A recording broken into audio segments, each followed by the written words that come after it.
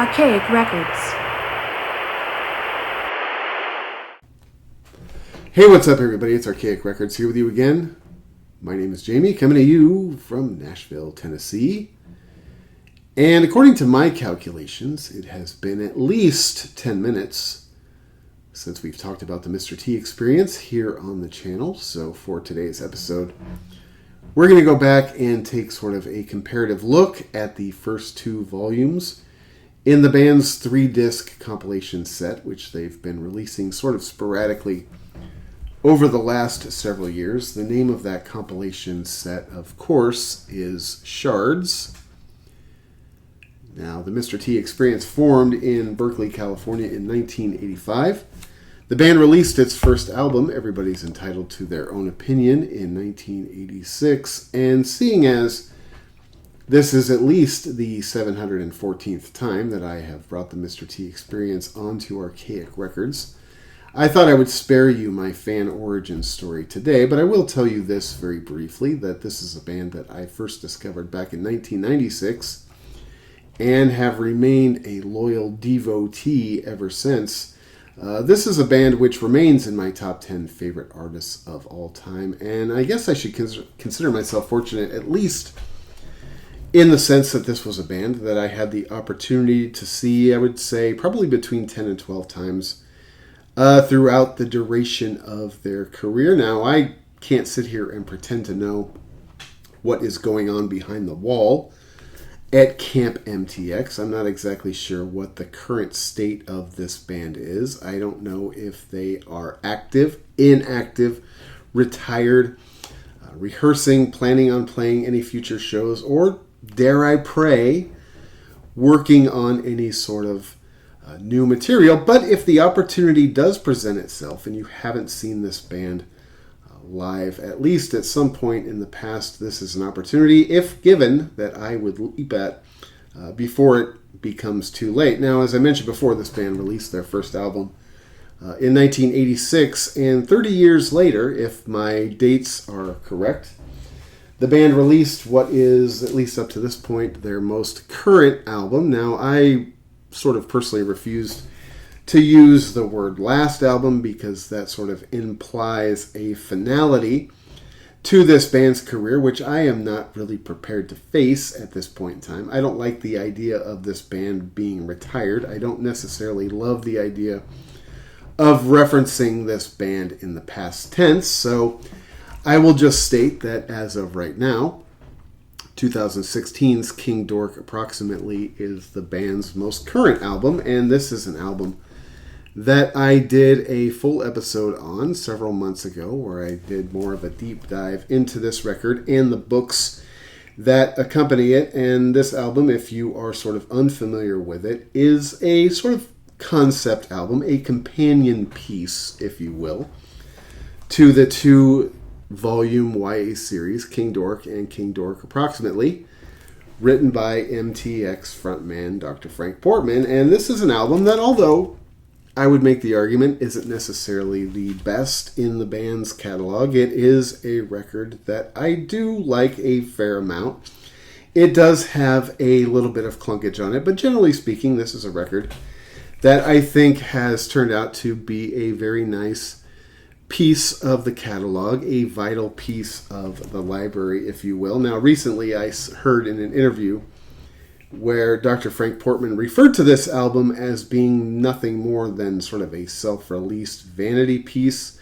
I'm not exactly sure what that means, except for the fact that, to me, this is a record that I do enjoy. It is not necessarily a record that I go back and listen to on the highest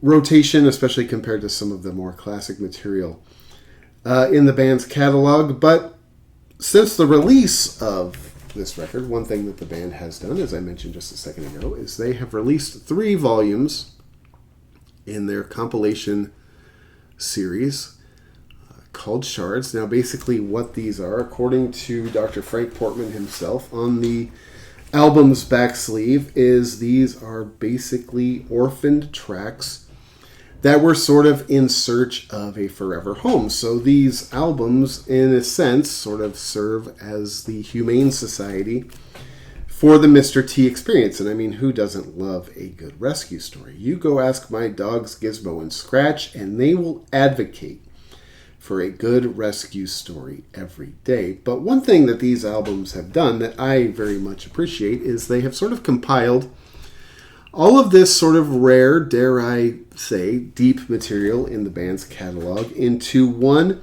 convenient, easy, one-stop shopping location. Now, a lot of these were tracks that you could find in other places on, B-sides and compilations and as hidden tracks throughout the band's catalog, but it has been nice and fun to have all of these sort of obscure tracks sort of compiled into one handy location. And apart from the artwork on these albums, which I absolutely love, this is Volume 1, which has the sort of the heart-shaped shards with different album-related or band-related artwork. This is Volume 2. It has basically the same concept in terms of the artwork. Of course, this one has more of a pinkish hue on the outline of the heart with the shard artwork. One of my favorite things about these albums, so apart from the music itself, which is, of course, is my favorite part of these records, is these awesome liner notes that were written by Dr. Frank himself. And to me, this is really sort of why you collect records. This is sort of why I collect records. Anyway, it would be easy to go and dig these albums up on Spotify. And trust me when I tell you that I am by no means a purist, as many records and CDs as I own in this vault of mine. I spend just about as much time as anybody else in the world of Spotify because I spend a lot of time in my car, and I am not going to go without music in my car, you understand? So I'm by no means a purist when it comes to sitting down and actually listening to records, but the reason why I collect physically formatted music is because you just can't get a lot of this information on Spotify. You can't get the artwork, you can't get the liner notes, you can't get just the little tidbits that you get from a physically formatted form of media. This record, the artwork on both of these is beautiful. I love all of the sort of band-related artwork in terms of old photographs and album covers and show flyers and all the like. Now, I will probably be referencing these liner notes throughout the course of this video because there is a lot of information on here, and I don't want to get the facts of songs mixed up. I swear to God, I feel as if at my latter years here that I'm beginning to sort of develop, early onset dementia, because my mind used to be a vault, man. I could remember everything. But lately I feel as if it is a sieve, and every time I push something in, something else comes flying out the other side, and I seem to forget a lot of these things that I feel like I used to know quite easily. So if I have to refer to the liner notes in order to get some of the facts on these songs straight, just please bear with me. I'd rather do that than misspeak. But what we're going to do today, and the whole point of this video, is we are going to find out between the first two Shards albums, Shards Volume 1 and Shards Volume 2, which one is better. Now, of course, they're both great. Everybody who's watching this video knows that. I'm not going to try to convince you otherwise. But which one is better? Now, you might be asking yourself, why is this important? Well, this is sort of a public service, if you will. Imagine yourself in the record store, and you've got just enough cake in your pocket to purchase one record. And in your left hand, you have a copy of the MTX Shards Volume 1. And in your other hand, you have a copy of the MTX Shards Volume 2. And you're just having the damnedest time trying to make up your mind. Well, I'm here for your benefit. So if you're ever put in that position, you can think back to this video, wonder why you wasted so much of your life watching it, but then recall which direction we decided to go in when it comes to which one of these records is better. Now, how do you decide which record is better? I have come up with a foolproof method, nearly foolproof method. Not saying that nothing is foolproof. Let's just be honest here. But we've come up with about as good a system as there is. So what we're going to do for today's episode is decide which Shards, Volume 1 or Volume 2, is better. And here's how we're going to do it. Fortunately, both of these albums have the exact same number of songs. They have 16 songs on each record, 8 on side A and 8 on side B. I mean, it couldn't be more perfect than that, son. So what we're going to do is we are going to pit these songs against one another. Track 1 versus track 1, track 2 versus track 2, track 3 versus track 3. You understand where we're going here, right? And between those two songs, we are going to decide which one is better. And whichever song is better earns a point for its respective team, sort of like they do in sports ball. Speaking of sports ball, off topic here just a second. We have entered into the fall, more or less. And I live out here in the southeastern portion of the United States. And what that means out here in the southeastern portion of the United States is that we have full on entered into college football season. Now, as somebody who is a native Californian, college football isn't really something that is in my blood. Football in general isn't something that I necessarily gravitated towards with much, excitement, to be perfectly honest with you. But college football in particular, I remember not long after my wife and I moved here, some guy asked me, he said, "Are you a Vols fan?" And because I'm such a music dick, the first thing I thought of was like, the Vols? Who is that? I don't think I've ever heard of the Vols. And he's like, "Tennessee Volunteers." And at first I still didn't quite understand his reference, and then he had to explain it to me, at which time I felt sort of like adult, to be perfectly honest with you.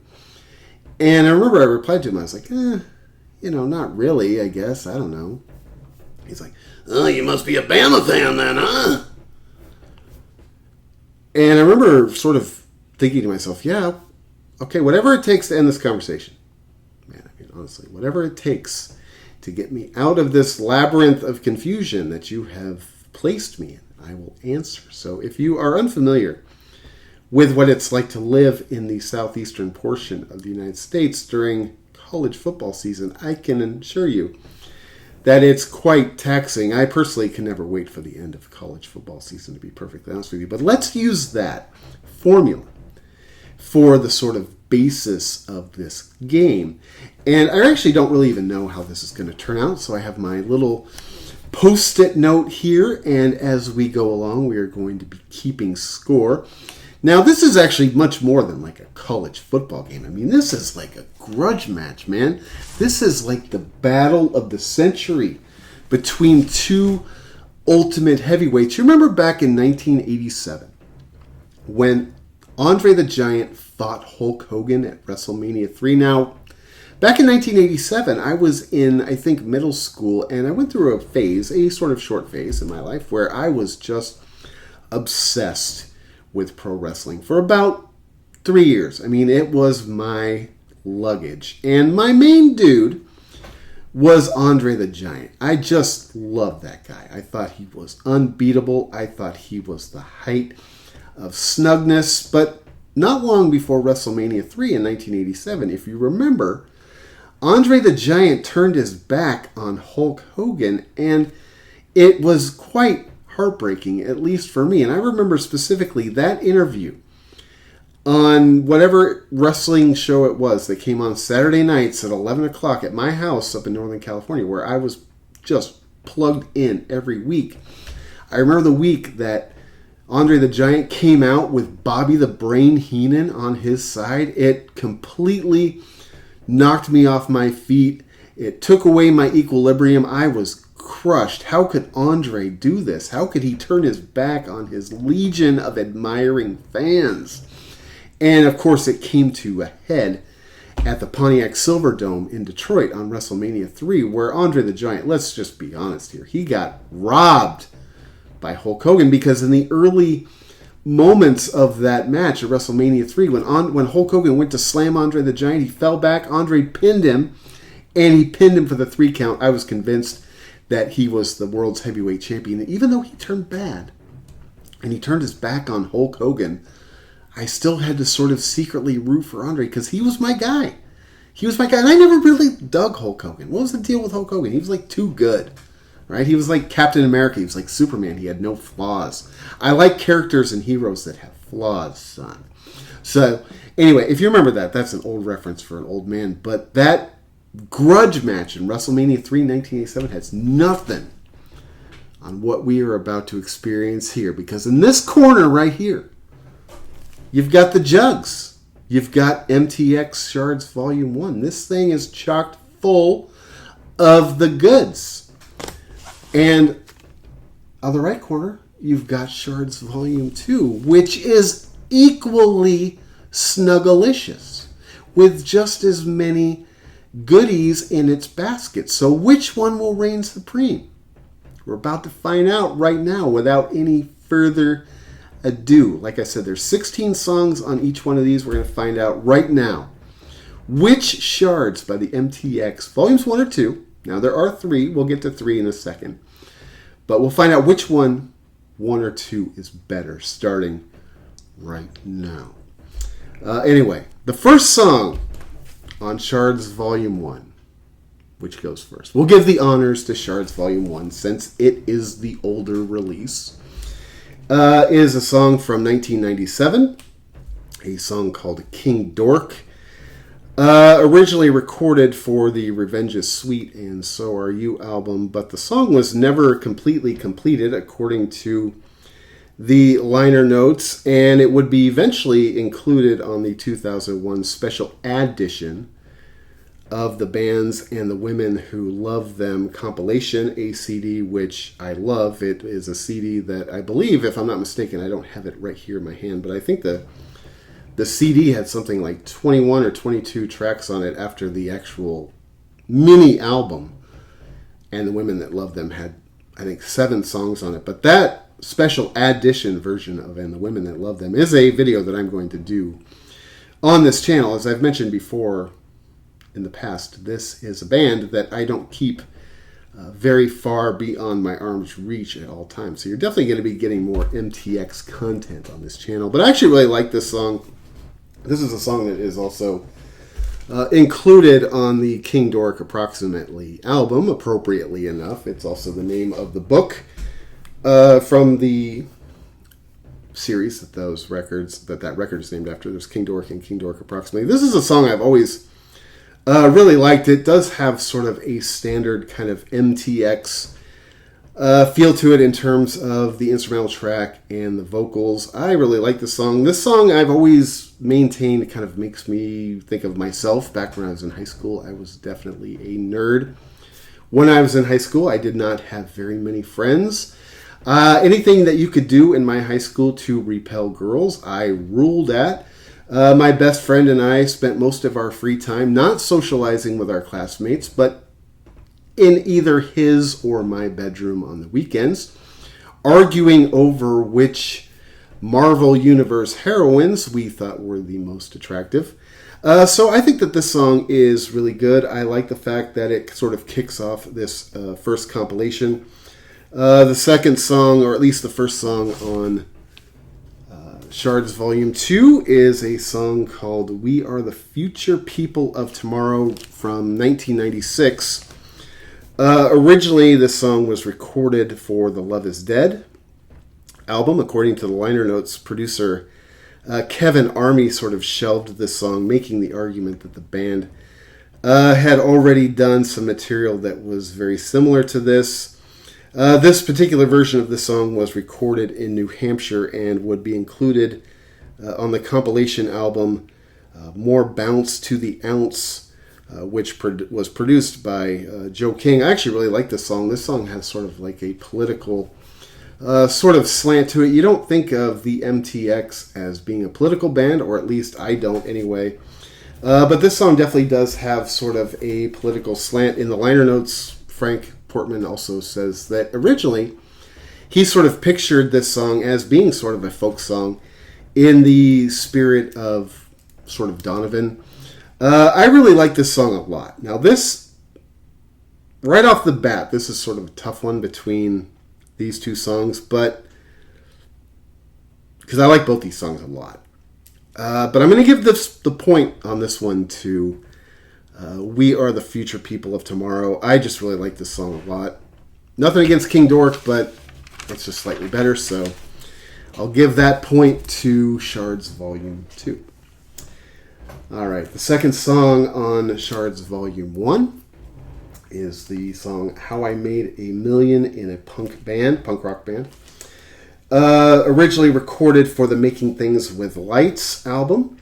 It would appear on the Big Black Bugs compilation. This is a song that was performed vocally by John Vaughn. This song has a really awesome instrumental track. Actually has some pretty complicated, at least I would make the argument, some pretty complicated guitar solos. I like the song. It's really catchy. It's fun. I always sort of liked John Vaughn's voice. I don't like his voice nearly as much, of course, as Frank Portman. This song is sort of funny. It sort of describes a lot of tropes of living a sort of, extravagant, flamboyant rock and roll lifestyle.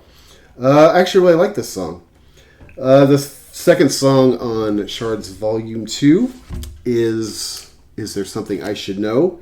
From 1997. This song is a cover of the Duran Duran classic. Now, is it fair to say Duran Duran classic? Yeah, I think so. I'm a fan of Duran Duran. I've seen Duran Duran 3 times over the years. The first time I saw Duran Duran live was, I think it was in 1996 or 1997. It was on the Electric Barbarella tour. I think the album was Bedazzleland. And we saw them in San Jose, California at the San Jose State Event Center, which was a pretty big arena. I was actually kind of surprised they were still playing places so big in the mid-90s. And if I'm not mistaken, the Sundays opened for them, and that's a band, the Sundays, that I love. I don't really know whatever happened to the Sundays. That's another band that, they could be current as far as I know, but I haven't heard much from the Sundays in a really long time. But that was the first time I saw Duran Duran. That was the era of the band when it was basically just Nick Rhodes and Simon Le Bon. And I remember they had Warren Caricchio, who was in Missing Persons for a long time, was in that band. Not long after I saw that tour, I'm pretty sure that Duran Duran reformed with all the Taylor Brothers, which I have seen them with the Taylor Brothers, and they are awesome with the Taylor Brothers. Actually, that show, the Electric Barbarella tour in 97, was good. One thing I remember very distinctly about that show was we were pretty close to the stage, and the band came out, and I remember as Simon Le Bon came out on the stage, he kind of came out and he did the sort of, the catwalk to the front of the stage, and he did this little shimmy with his fanny. And this woman standing right next to me, she fainted. She just hit the deck as soon as he came out. And all he did was do a little, tush wiggle, and she was out. Now, normally when I walk into a room, it's a much different scenario for the women. They usually end up honking in their shoes when I come out into a room. But I'd never seen anybody literally faint when somebody came on the stage, and she just hit the deck. According to the liner notes on this album, the band agreed to do this song because they were paid $200 by Mojo Records, who were producing a Duran Duran cover compilation. I actually really like this version of this song. In the liner notes, also, Dr. Frank talks about how difficult it was sort of turning the rather incoherent lyrics into something that he was able to perform. He actually goes on to say in the liner notes also that Kevin Army marveled when the recording of this song was done that the band were actually able to make it sound like an MTX song, which it does, and it fits them very well. So this is another kind of tough one, but I'm going to give the point to Something I Should Know off of Shards 2, because I do like it slightly better than How I Made a Million, although How I Made a Million is a good song too. Like I said, I really liked the songs in the MTX catalog that John Vaughn sang. I don't love it, I wouldn't want him to sing more than he does, but I like the songs that he does sing. Next, after that, on Shards Volume 1 is a track from 1996, another cover.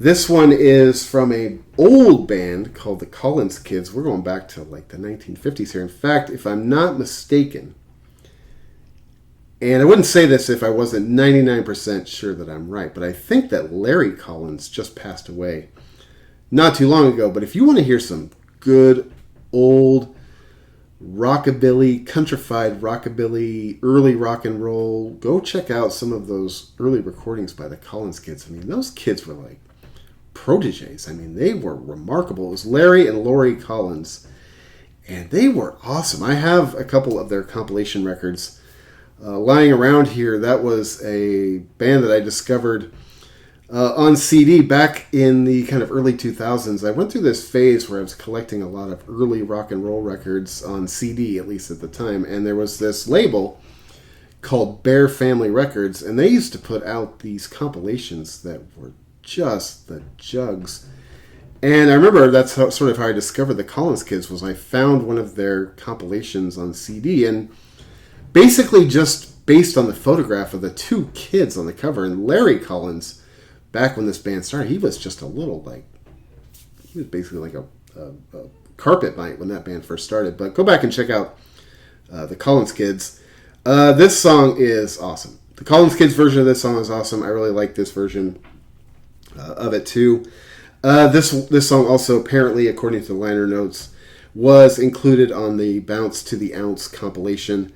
It was also later included on the Women That Love Them special edition. I like this song. It's sort of a straightforward cover version of the song Whistle Bait. It's got a cool pop punk sort of vibe to it. It isn't life-changing. They don't do a ton with the song. That wasn't done by the original, but it's a good version of it. The next song off of Shards Volume 2 is another cover. This song was from 1997. It's the song Crash, which is a cover by a band called The Primitives, who, man, I love The Primitives. I love this album, Lovely. In the liner notes, Dr. Frank talks about how this song was included on a compilation album called Before You Were Punk, which is sort of curious to me because the song Crash by The Primitives came out in 1987, and the Mr. T Experience formed in 1985 and had an album out by 1986, so this song wasn't really recorded before Dr. Frank and the early members of the MTX were punk. So I'm a little bit confused as to why that was the name of the compilation, but I love this song. I love The Primitives. I love this album, Lovely. That's a record I have sitting in this dungeon somewhere. It's an album that I do plan on doing a full episode on at some point in time because it is snuggy, my friends. I love this version of it. Dr. Frank in the liner notes basically says, hey, we didn't do too much with this song apart from what was already there. I'm sort of inclined to agree with it, but Crash is it's almost a perfect song in my opinion. So, man, two good covers, two great original songs, but I'm going to give the point to Shards Volume 2 just because I like the Primitives more than the Collins Kids. Sorry, Larry and Lori. I love you. I know Larry just passed away not that long ago. All right. The fourth song on Shards Volume 1 is another cover. This is a cover of an old television series that people that are my age and older grew up with called Schoolhouse Rocks. According to the liner notes, this song was recorded during the first recording sessions that the band had featuring Joel Reeder, who I've mentioned this in the past on this channel, that the MTX lineup with Joel Reeder on bass and Jim Pittman on drums was my favorite because that was the lineup of the band that I first discovered, that was the band that I most associate with seeing them live. That was, I mentioned earlier I saw this band probably 10 or 12 times throughout the course of their career. The bulk of those shows came between 1996 and 1999 when I was living in the Bay Area, and this was sort of my hometown band, which was hugely important to me at that time. Not only was this a band that I discovered on my own, this was like my band, but the fact that this band was local was just tremendously important to me. I like this song a lot, the Unpack Your Adjectives. Apparently this song ended up on a Lookout Records compilation called A Slice of Lemon in 1995.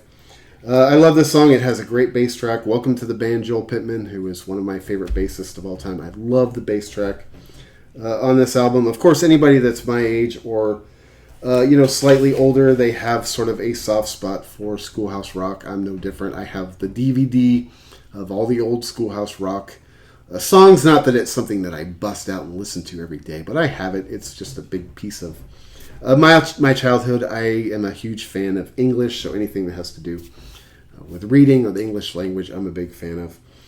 The fourth song off of Shards Volume 2 is a song called T-Shirt Commercial, which was from 1992, originally recorded in consideration to be included on the Milk Milk Lemonade album, but according to the liner notes, Dr. Frank Portman says that the band just did not like this song. Alex, the drummer, in particular, just basically refused to play this song, so this song would eventually be released by John Vaughn and the Mystery Experience, or recorded by John Vaughn and the Mystery Experience, and it was included on a compilation called Can of Pork.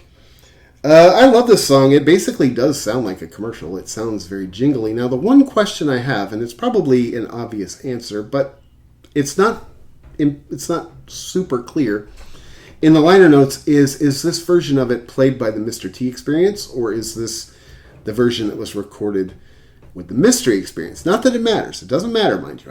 I want to know. I want to have the information in my head. This is another John Vaughn vocal-led song. I like it. But as far as these two tracks, I got to give the point to Shards Volume 1. I love Unpack Your Adjectives. It's just a fun, goofy, silly song. And like I said before, I love the whole Schoolhouse Rock thing. And Joel Reeder was my favorite bassist in the band. I love the bass track on this song. So that gets the point as far as track number 1 goes. Or Shards number 1 goes. All right, the next song off of Shards Volume 1 is a live version of the song Itching Powder in the Sleeping Bags. This features the Dr. Frank along with Joel Reeder and Jim Pittman lineup. The song was recorded in 1995. And, basically, like I said before, this was my favorite lineup of the band, and as I mentioned before earlier, this was a band that were just always killer live. They never disappointed you, in my experience seeing them live. Now, obviously, you don't know what's going on behind the scenes, but to me, they never mailed in a show. As far as I'm concerned, they never left me feeling disappointed. This is a great live version of this song. This is a great live band, period.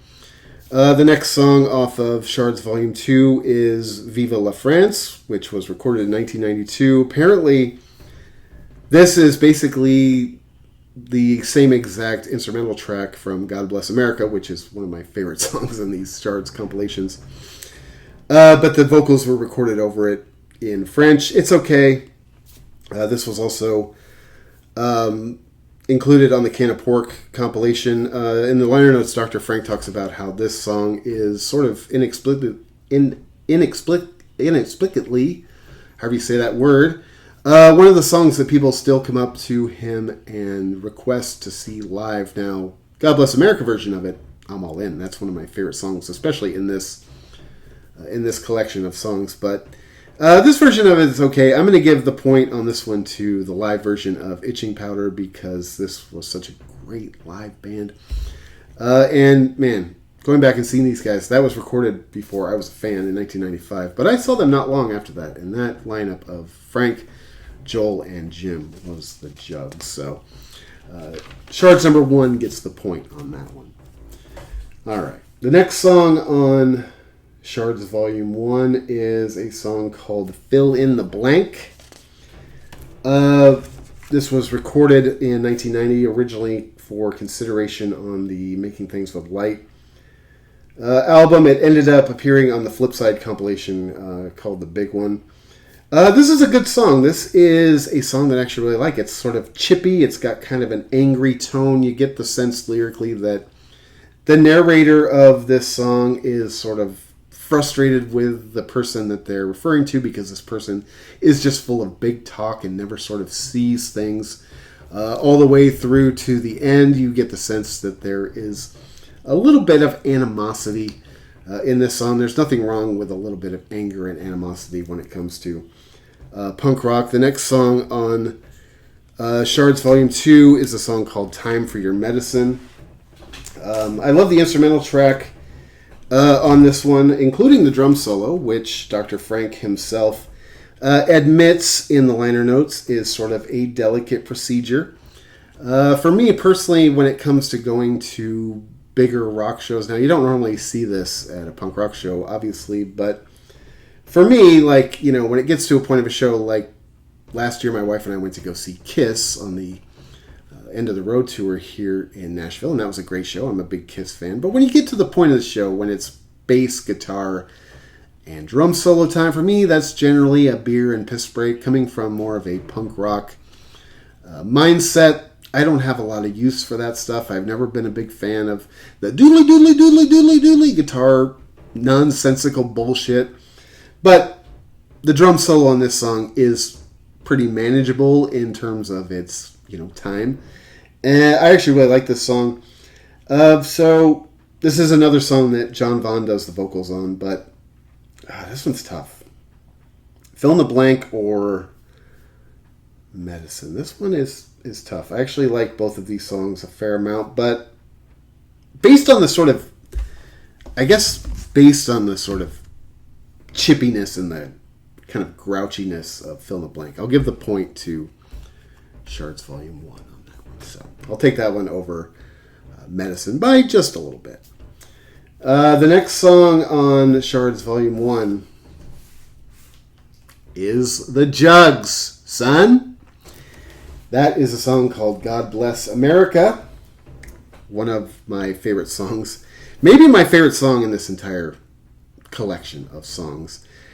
This was originally a bonus track for Our Bodies, Ourselves. I love this song. It is lyrically one of my favorite songs in the entire MTX catalog. I remember the first time I heard this song, it immediately became like a top 20, top 10 song of all time. If you were a little bit unfamiliar with the subject matter, basically it is about self-grooming and how, you know, a little bit of hair can sort of change your perception of somebody's appearance. Now, in today's world, this song may be seen as a little bit politically incorrect, but I still love it. I can't help but think of people that I've known in the past when I listen to this song. One of my former girlfriends in particular, who as soon as her and I quit dating, and we were very young when we were together, and it was amicable. I don't have any horror stories to tell you, but as soon as her and I split up, she began allowing her body hair to sort of run amok, at least in my opinion, because you can still have the body hair as long as you sort of keep it, you know, toned down or tamed a little bit. I think it's just a common courtesy, really. And every time that she would take a picture, she would put herself in these poses that were sort of unnatural just so you could see where she was sort of untrimmed. Like every picture, she'd have her arm up like this or up like this in a way that was sort of, it didn't even look natural, just so you could see what she was packing, you understand? I love this song. Like I said, today the song might be thought of as being a little bit, you know, socially or politically incorrect, but I love it. I mean, it's going to win no matter what the next song is, which is Kitty Menendez. Of course, Kitty Menendez was the mother of Lyle and Eric Menendez, who was murdered by her sons in 1989 in Beverly Hills, California. I am a big true crime nerd. I realize that's something that's probably become super trendy, and maybe you can make the argument maybe a little bit insensitive. Sometimes even I will lose sight of the idea that every time you're watching something or listening to something about true crime, I mean, this was somebody's life that happened. This was something that, this was a disaster or a tragedy in somebody's life that was real and should be handled with a certain amount of delicacy. Now, I acknowledge that I still am a ghoul when it comes to true crime stuff. The Menendez brothers thing, though, never really sucked me in. It was like the John Benet Ramsey thing. That was another thing that, I never became really captivated by. Now, Scott Peterson, that's one that I still can't really get enough. O.J. Simpson's another one. Of those big high-profile cases, those are ones I can't really get enough of. In fact, it seems like the whole Scott Peterson thing has kind of come back up to the surface. All of a sudden, it's all over all the streaming services, people talking about Scott Peterson. I have to tell you that, if I were living in San Diego and my wife insisted on moving us to Modesto, now I don't know how well you know Modesto, but it is the third ring of hell, son. So if my wife made me relocate from San Diego to Modesto, you might find her floating out in the bay too, son. Not really. Just kidding. Anyway, God Bless America wins. That's easy. That's one of my favorite songs in the entire catalog. I love that song. All right, the last song on side A for Shards Volume 1 is Sackcloth and Ashes. I love the guitar on this song. It's very reverby. This is a song that is basically just Dr. Frank and his sort of reverby guitar. I've always loved the songs in the MTX catalog where it's basically just Frank and his guitar. This is another song about a girl. This girl seems to be totally unattainable, which is another sort of reoccurring theme in the MTX catalog. She's cool. She's rebellious. She's confident, maybe a little bit dumb. But her and the gentlemen that are interested in her don't care anything about that as long as she looks good. I love this song. This is, like I said, this is a very sort of, lyrically, this is a very sort of standard MTX song, but it is what has kept most of us fans for all of these years. The next song after that is just pretty much perfection, in my opinion. Probably the best song in the entirety of these first two volumes of Shards compilation, which is the song How'd the Date End. This song is just about perfect. This song is a song featuring Dr. Frank and the acoustic guitar. So you've got Frank versus Frank, solo basically on these two songs. And this is a song, pretty much a story that we've all been there. You end up on a date which is disastrous. The girl that you're supposed to be out with you at some point in time ditches you, leaving you there all by yourself to pay the check as the waiter is laughing in your face, mind you. Good luck getting a tip there, son. As you're making your way out of the establishment, you spot out of the corner of your eye another young girl that you find to be relatively attractive. You buy her a drink, perhaps two. You ask her for her phone number, only to realize that she has given you a fake number, at which point in time you basically stumble around from bar to bar, just getting plotted. I love this song. It wins. Point for Shards number 2, because How'd the Date End is probably my favorite song in all of these, in all of this 32, or in all of this 32 that are on these first two volumes. All right, the next song after that is the first song on side 2 of Shards 1, which is Yeah, Yeah, Yeah, Yeah. This is a sort of surfy song with kind of nonsensical lyrics, according to the liner notes. The song was recorded in 1997. It was included on a compilation called Generations 1, A Punk Look at Human Rights, which I don't really understand why this song was, or how this song is advocating human rights. Not saying that it isn't advocating human rights. The song just isn't very political, at least in my opinion. It's okay.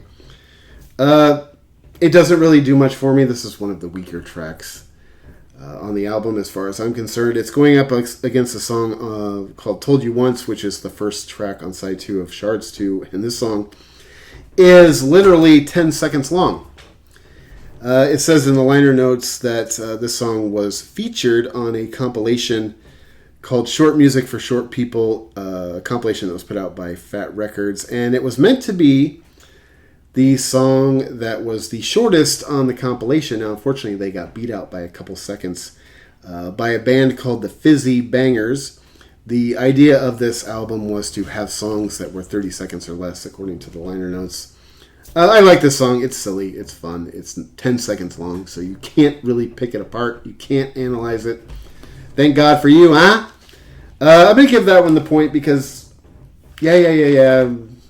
I'm not really into that much, honestly. It's probably one of my least favorite songs on this album. The next song after that is the second song on side 2 of Shards 1 is Semi-OK. It says that the original version of this song was on a Lookout Flexi sampler. In September of 1995, it was included in an issue of Punk Planet magazine. This song, I like this song. This song is almost like weirdly optimistic and positive. Looking around the world and actually deciding that it's somewhat bearable. Life isn't quite as bad as it could be, or it is for some other people. So I actually kind of like this song. It has a kind of cool message to it. It has a real sort of standard traditional MTX instrumental track. It's going up against the song called Don't Go Away, Go Go Girl, which is a Banana Splits cover. Sort of down-tempo. It's okay. It's not really my favorite song.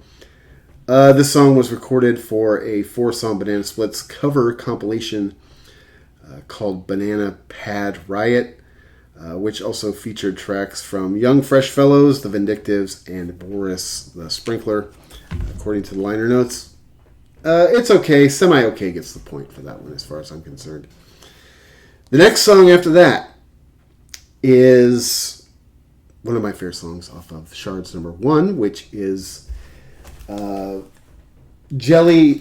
Jelly Attack, which is a Shonen Knife cover. Shonen Knife is a band that I love. I love the original version of this song. I love the MTX version of this song. According to the liner notes, this song was included on a compilation called Every Band Has a Shonen Knife Who Loves Them. It also later appeared on the Making Lights with CD bonus as a bonus track on the Making Lights CD. I love this song. It is just a great song, regardless of who does this song. The MTX version of it is the Jugs. The Shonen Knife version of it is the Jugs. It just proves that when a great song is a great song, it just, regardless of who records it, it is awesome. I love it. That's going up against a song called Another Yesterday, which is a song from the Love is Dead Overflow that would end up recording for real for the subsequent Revenge is Sweet album. I love this song. This is another one of my favorite songs off of these albums, so I'm going to give the point to that one, even though Jelly Attack is awesome. It sucks that those two songs were put up against each other because Jelly Attack is awesome. The next song after that on Shards number 1 is a song called As Life Goes On, You Get More and More Out of It. This is a home-recorded version of this song, never before released. This was a song that would eventually appear on the And the Women Who Love Them compilation. I like this song. It's just Frank and the acoustic guitar, which is an aspect of the MTX that I've always been a fan of. I've always loved the songs where it's just him and his guitar. I love the lyric where he refers to himself as a walking worst case scenario. That's going up against the song Gilman Street, which is basically a love song for the iconic music venue out in Berkeley, California, a place where me and many other young people of my generation sort of cut our musical teeth in terms of becoming fans of this style of music. It is a place that I can't even begin to tell you how sentimental I am for that place. And when I first discovered it, it was literally like walking into a church for me. So the Gilman Street song wins because it's a better song for one thing, but it's just a sentimental thing as far as I'm concerned. The fifth song on side 2 of Shards 1 is Kenny Smokes Cloves. This apparently is a very early MTX song. It was recorded in 1988, and this song was meant to sort of immortalize Dr. Frank's friend Kenny Chaos. This song was a bonus track on the Night Shift CD. I really like this song a lot.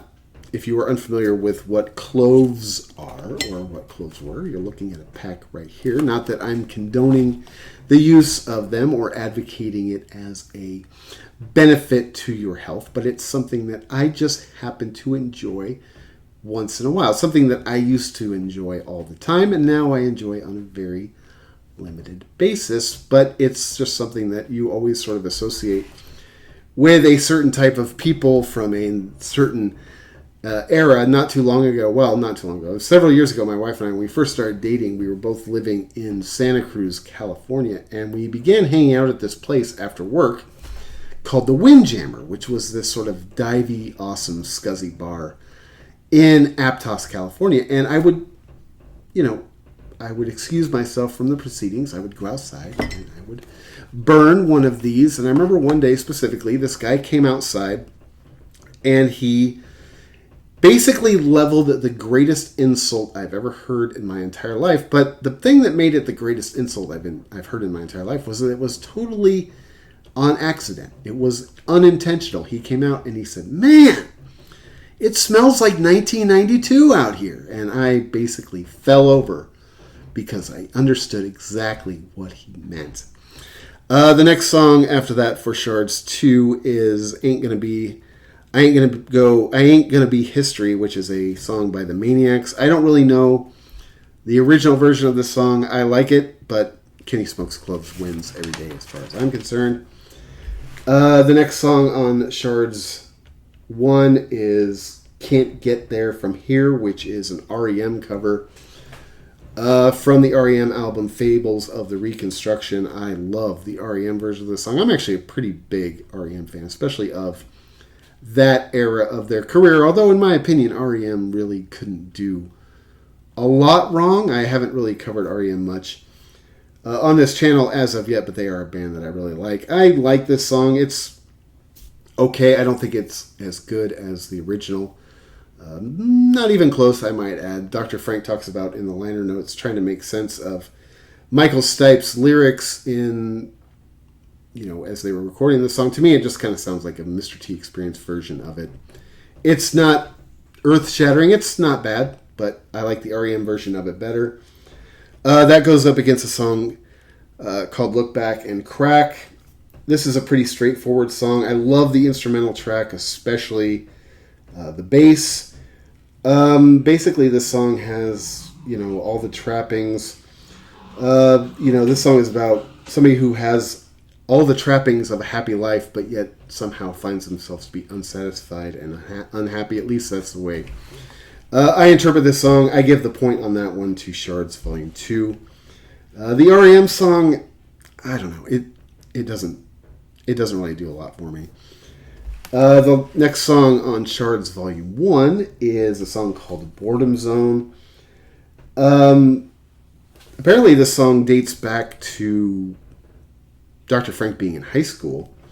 This song was from 1988 as far as the band goes. I really like the song because it has a real, at least in my opinion, and maybe I'm saying this from a Smiths fan point of view, but to me this has like a real Johnny Marr, jangly sort of influence on the guitar. The fact that the song goes back to Dr. Frank, as he was in high school, perhaps writing this song, calling the song Boredom Zone, to me it kind of makes me think of high school, how miserable and boring high school was. The next song on Shards 2 is God Bless Lawrence Livermore.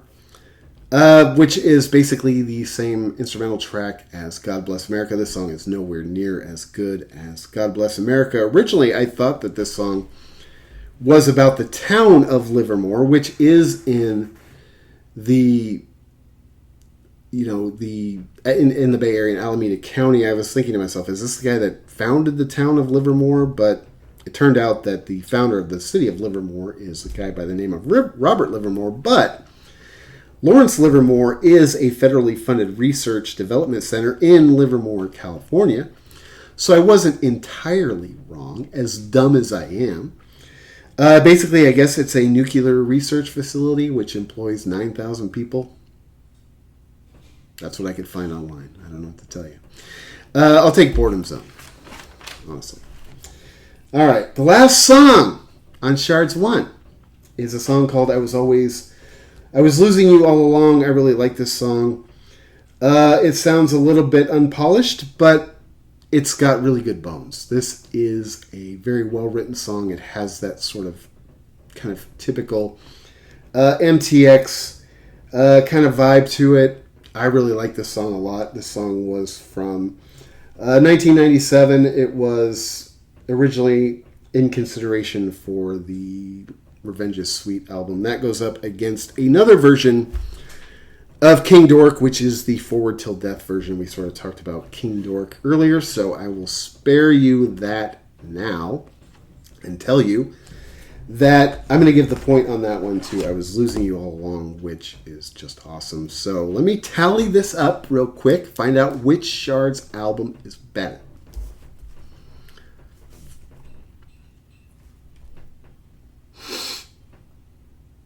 Are you serious? Are you kidding me? You can't be serious. 8-8, a tie? I honestly did not see that happening. This was not something that I had prearranged, son. You can't have a tie. You can't. I mean, what is this? Soccer? But I did think ahead on the very off chance that there might be a tie, which I honestly can't believe that just happened. So you got to buy both these albums. They're equally good. But as the tiebreaker, I was going to pick my favorite song of the heap. And I have to say that I'm going to go in this. Man, it's tough. I thought it was easy, but it just hit me. I'm going to go with Shards 2. Because I'm going to pick the song How'd the Date End, which is honestly one of the most perfect songs ever. So, in overtime, I guess, Shards 2 wins 8-8 with the bonus question, which album has the best single song, which is How'd the Date End. So there you go. We found out which one of the Shards albums, one or two, is better. Speaking of the Mr. T experience earlier this week, in case you missed it, Dr. Frank Portman appeared on the Chris DeMakis podcast, which I did listen to the episode in which he and Chris DeMakis sit down and they really dissect the Mr. T Experience classic song, Ba Ba Ba Ba Ba. Now, they talk about a few other topics throughout the course of the podcast, but I mean, they do a deep dive into this track. I mean, they turn it inside out, upside down. I mean, they autopsy that sumbitch.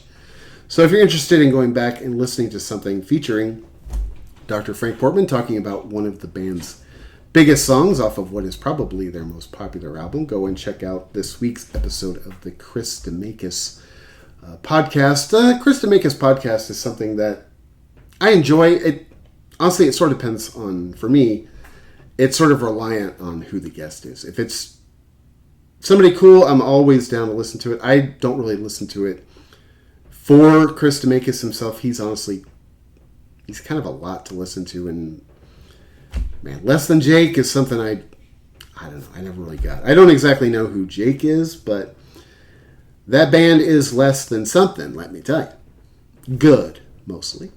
But as I was listening to it, it got me thinking, before we get out of here, it got me thinking that I can't help but wonder why there hasn't already been a documentary made about the Mr. T experience. I mean, there is a documentary about Mustard Plug, for Christ's sake. And as I was sort of listening to this podcast, I began daydreaming a little bit, because you can only go into one song so much as far as I'm concerned. But why hasn't there been a documentary made about the Mr. T experience? It is now going to become my mission in life. There are two bands. It is my mission in life to either help make or see that it gets done documentary films about the Mr. T experience, and another band from my hometown, a band from Chico, California called Vomit Launch.